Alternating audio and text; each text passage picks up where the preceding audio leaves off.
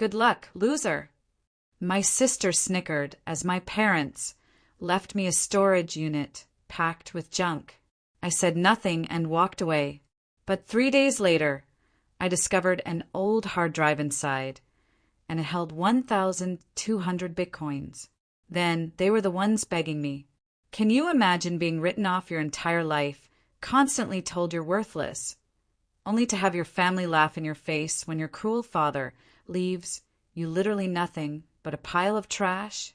But what if that trash, that exact pile of trash, held the key to an $800 million fortune, turning their mockery into utter, soul-crushing disbelief? Yeah, that's my story. Hey everyone, Carter here. And man, if you'd asked me just a year ago, I would have told you I was the unluckiest guy on the planet. Life just seemed to love kicking me when I was down. But looking back now, I wasn't unlucky at all. I was just playing the longest, most brutal game of chess you can imagine, and I didn't even know it. For most of my life, I was invisible in afterthought. My dad, Richard Holloway, was a self-made man, the kind who genuinely believed success was some kind of genetic inheritance. And according to him, I was born defective. You've got no vision, Carter, he'd snarl, shaking his head. You think small. That's why you'll never be great. I swear, I heard some version of that my entire childhood. Every time I tried to impress him, he'd cut me down before I even had a chance to stand. Meanwhile, my older sister, Lisa? Oh, Lisa could do no wrong. Straight A's, framed report cards. I got a decent job. He barely looked up from his newspaper. So when he finally passed away, I wasn't exactly expecting a king's ransom. I'd made peace with being the family disappointment. But what I didn't expect was how far he'd go, even from the grave, to make sure I knew my place. At the will reading, Lisa was perched beside me, her designer purse a smug trophy on her lap.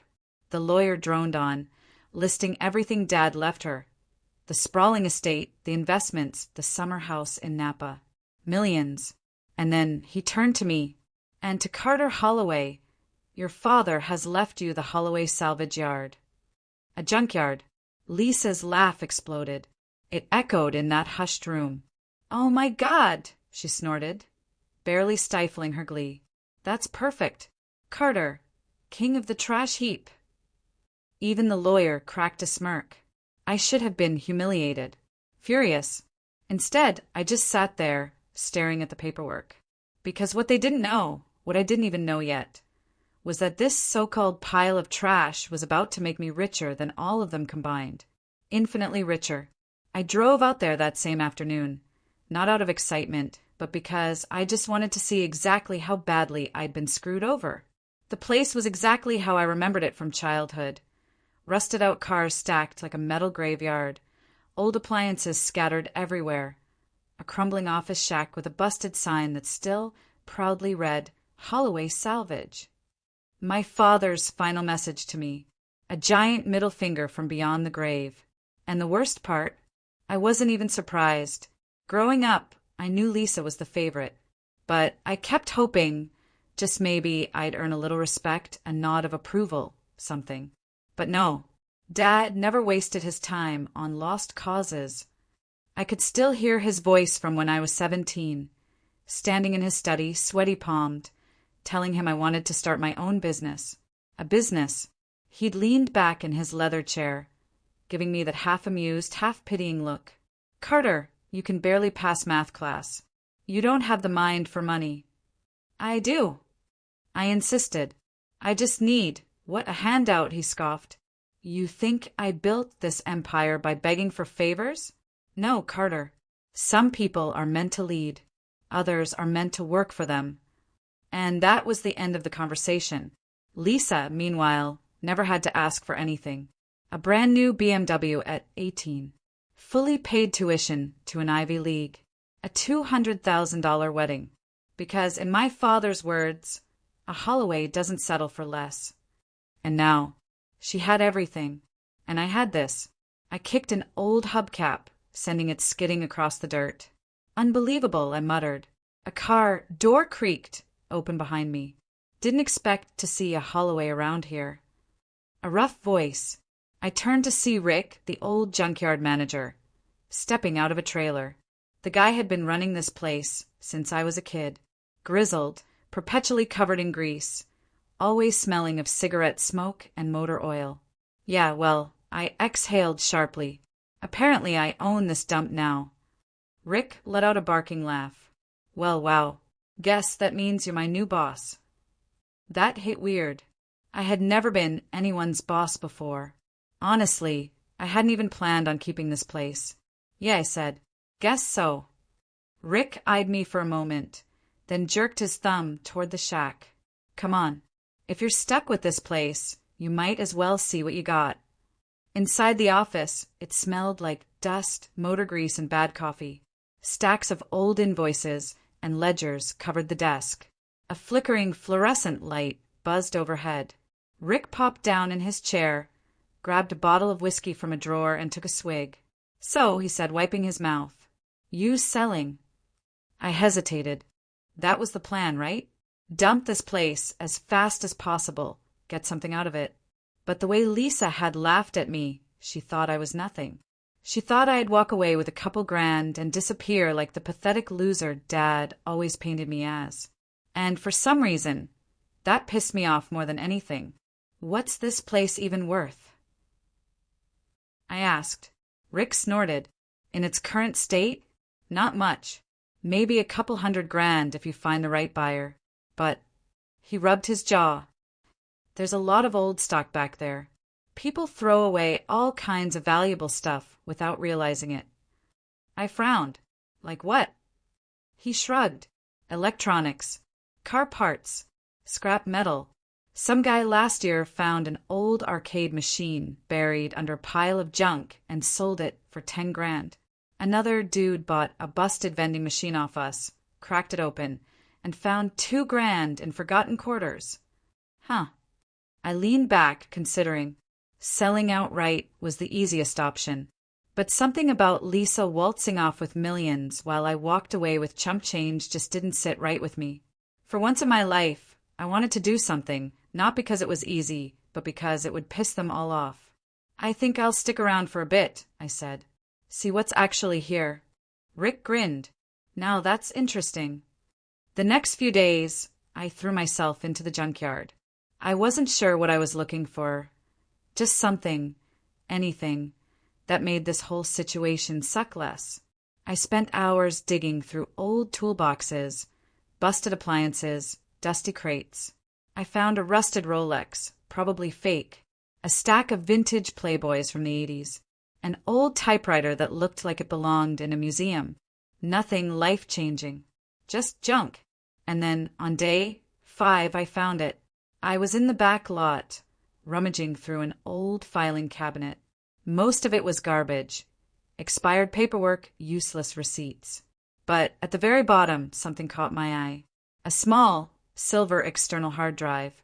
It looked ancient, early 2000s maybe. Scuffed and covered in dust, but intact.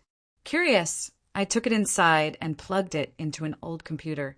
At first, nothing happened. Just a flickering cursor. Then a single folder popped up. BTC wallet backup. BTC. Bitcoin.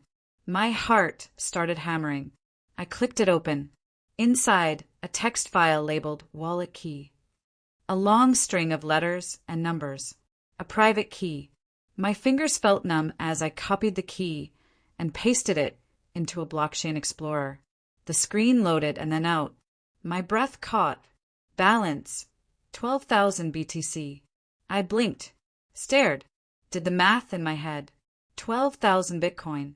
At today's market value, that was $800 million. I choked on my own breath. My pulse roared in my ears. For a solid minute, I just sat there, staring at the number, my brain utterly refusing to process what I was seeing. Lisa had inherited houses, investments, a yacht. I had inherited this junkyard.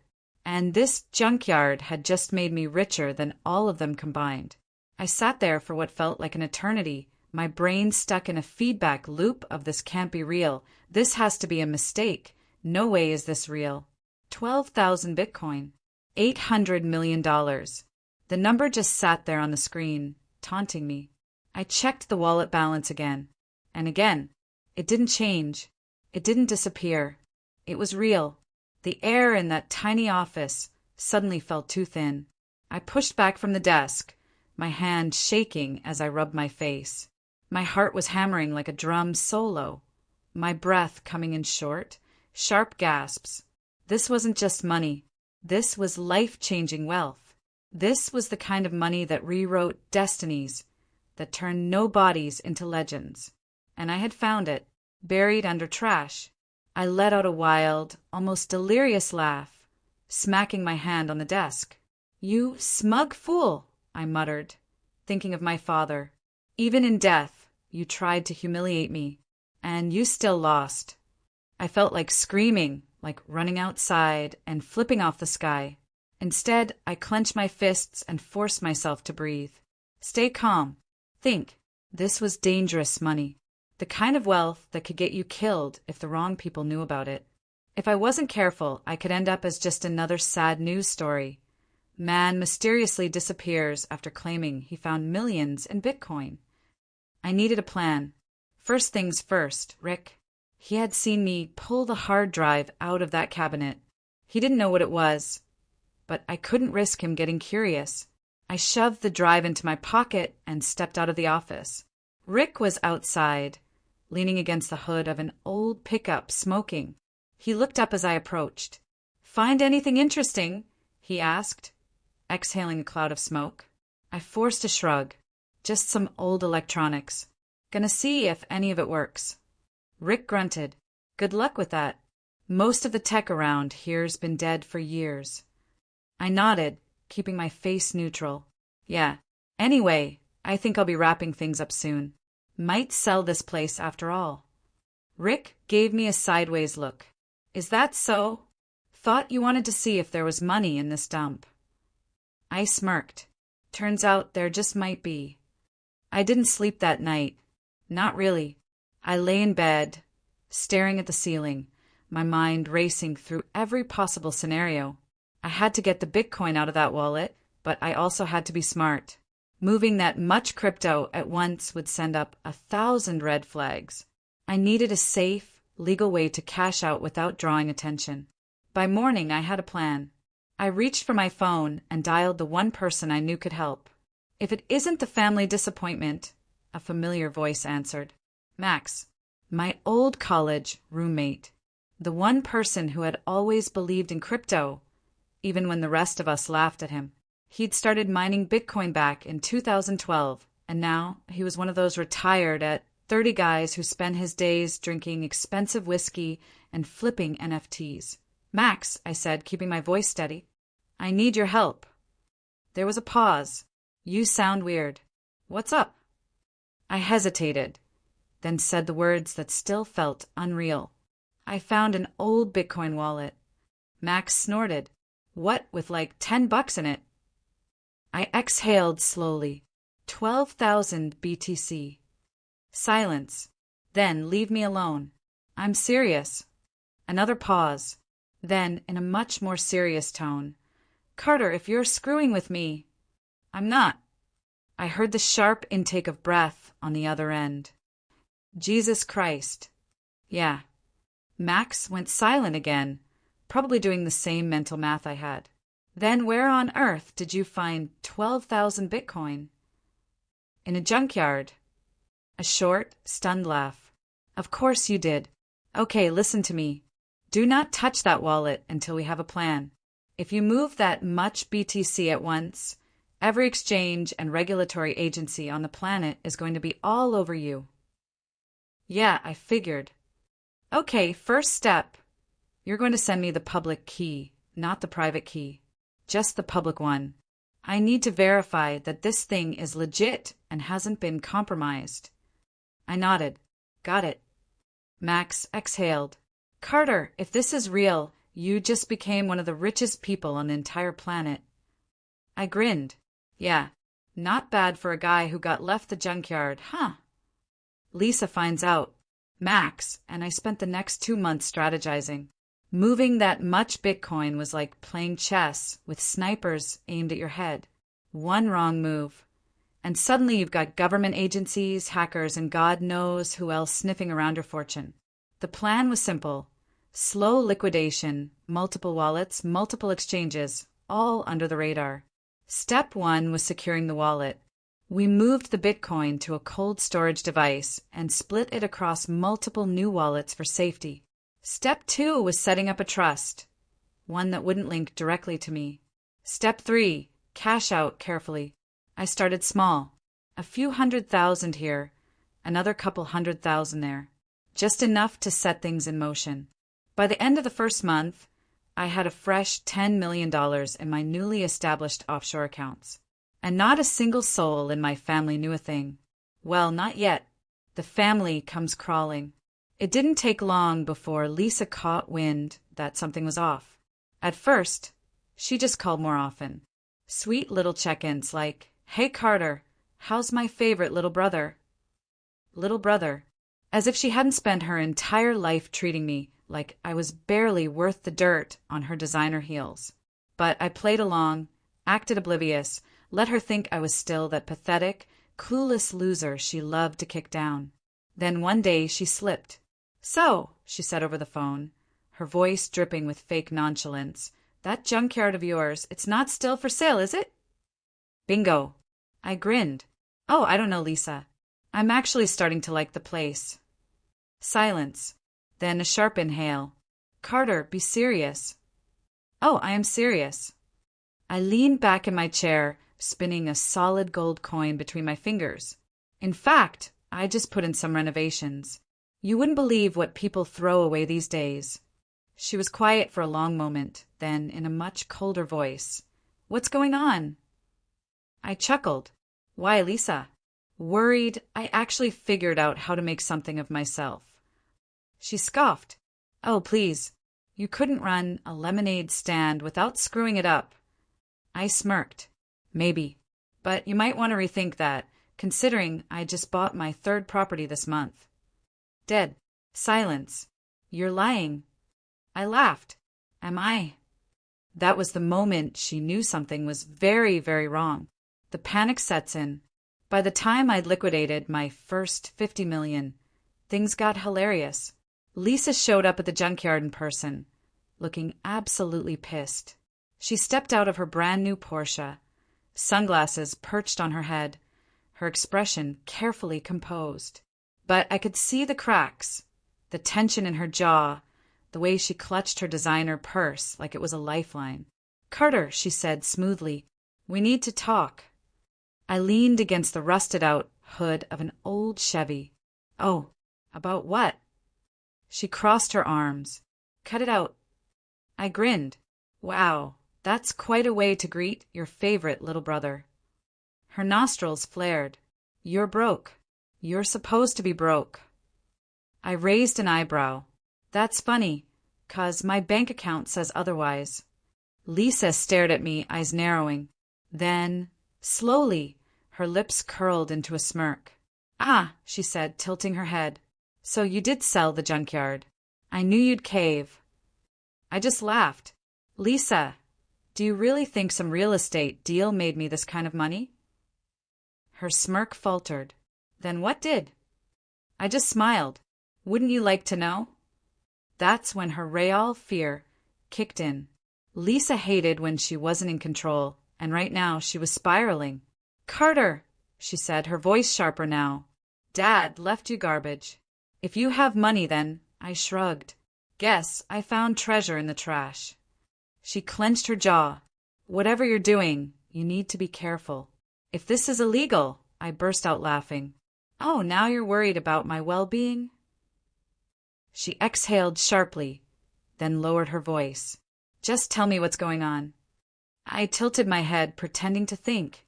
Then I grinned. "Nah." Lisa's face twisted in frustration. "You're such a child," she spat. "Do you even know how to handle money? You'll burn through it in a year. You're still the same pathetic little failure you've always been." I smiled wider. "And yet, I'm the richest person in this family now." That shut her up. The final blow. By the end of the second month, word had spread. I started making moves, Big ones. I bought a penthouse in Manhattan, a private villa in Italy, and a supercar collection that made headlines. Lisa lost it. I started getting texts. Lisa, Carter, call me now. Mom, sweetheart, we need to talk. Your sister is very upset. Dad's old business partner. Heard you made some big investments, kid. Call me. And then the best one. Lisa, Carter, I think we should work together. I have some investment ideas that could really help you. I laughed so hard I nearly fell off my couch. This was it. The moment they realized I wasn't the disappointment. I wasn't the failure. I was the biggest success story this family had ever seen. And they couldn't stand it. They spent years treating me like nothing. Now they wanted a piece of my fortune. And I was about to show them exactly how it felt to be left with nothing. I sat in my penthouse, sipping a $2,000 glass of whiskey, watching the city lights shimmer below me. A year ago, my family laughed in my face. Today, they were begging. Lisa had called 6 times that morning. I ignored every single one. Mom had left a voicemail that started with, "Honey, we're family," and ended with, "After everything we did for you." Right? Like treating me like garbage was some kind of favor. Even my father's old business associates had crawled out of the woodwork, suddenly eager to mentor me. It was hilarious. I swirled my drink, watching the amber liquid catch the light. They thought I was a joke. Now I was the punchline they'd never see coming. The final meeting. A week later, I agreed to one final family dinner. Not because I cared, but because I wanted to watch them squirm. We met at a 5-star restaurant, the kind Lisa used to brag about dining in. Except this time, I was the one who booked the private room. I was the one paying the bill. And they all knew it. Mom, Lisa. And a few distant relatives were already seated when I walked in. Lisa's face was tight, her perfectly manicured nails tapping against her wine glass. She had a new look now. Desperation disguised as fake concern. "Carter," she said, forcing a smile. "You look well." I smirked. "I know." Lisa twitched. Mom gave me that old, sugary sweet, manipulative voice. "Honey, it's been so long. We just want to talk." I leaned back. "Talk about what?" "How you all cut me out of Dad's well because you thought I was worthless." Silence. Lisa cleared her throat. "Carter, we didn't." I held up a hand. "Spare me. We both know exactly what you thought. And honestly, I'm glad you did." Lisa stiffened. "Glad?" I grinned. "Yeah, because if Dad had handed me millions like he did with you, I might have ended up just as entitled and useless." Lisa flushed deep red. Mom gasped. "Carter, that's not fair." "Isn't it?" I leaned forward. "You called me a loser. You laughed at me. And now, I'm richer than all of you combined. And I didn't have to bow down to anyone to get there." Lisa's hands curled into fists. "That money should have been mine," she hissed under her breath, forgetting for a moment to pretend. I laughed loudly. "There it is," I said, shaking my head. "You don't care about me.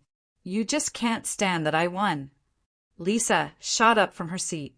"You don't even know how to handle that kind of money. You're reckless, Carter. You'll lose it all. And when you do, you'll come crawling back." I smirked. "Guess we'll find out." Lisa's nostrils flared. Mom reached for my hand. "Sweetheart, please, you know we love you." I stared at her. "You love money," I corrected. "You loved me when I was broke and useful. Now I'm rich and I don't need you. And that's what really pisses you off, isn't it?" Mom's lips parted, but no words came out. I pushed back from the table, tossed my napkin onto my plate, and stood. "This was fun," I said, throwing down a stack of $100 bills for the bill, just to watch Lisa's eye twitch. Then I turned to leave. Lisa's voice cut through the silence. "You'll regret this." I stopped, turned, and met her gaze. "Nah," I said, smirking. "But you will." Then I walked out, and this time nobody followed. Epilogue. So yeah, that's the story of how my family laughed at me, threw me away, and then watched me win harder than they ever thought possible. Lisa. She blew through Dad's millions in record time, made a few bad investments, got scammed by some exclusive hedge fund, and had to sell her house just to stay afloat. Mom still tries to call, still leaves voicemails about how family sticks together. I never answer. Me. I wake up in a beachfront villa, drink stupidly expensive coffee, and live my best life. The moral of the story? Sometimes being underestimated is the best thing that can happen to you. And sometimes trash isn't trash. It's just treasure waiting for the right person to find it. So, tell me what you think. What would you have done in my place? Have you ever faced something like this? I really want to know.